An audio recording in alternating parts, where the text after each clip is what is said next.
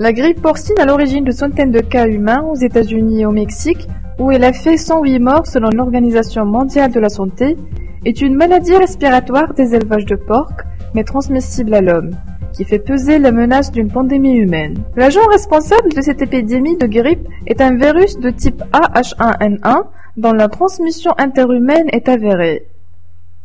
Dr Chauqui, directeur de la division des épidémiologies et de la lutte contre les maladies, nous explique qu'est-ce que le virus A-H1N1 et sa différence avec le H5N1 de la grippe aviaire.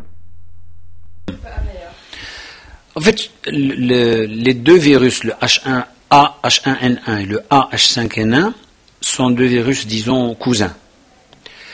Le virus de type A 16 H et 9 N, donc il peut faire les combinaisons qu'il veut.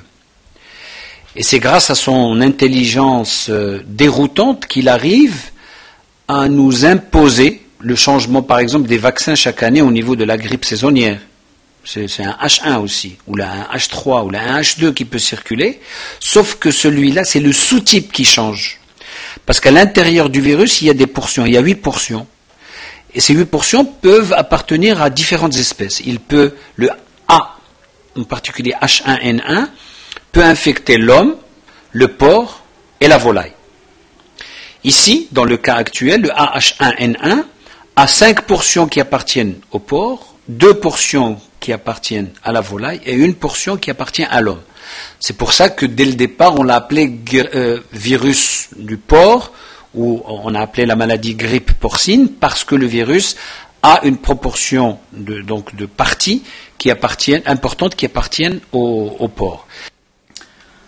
Ce virus de la grippe a pour particularité de se fixer au niveau de la cellule respiratoire grâce à son récepteur acide sialique et à l'hémagglutinine qui permet au virus de s'attacher, ensuite d'entrer dans la cellule.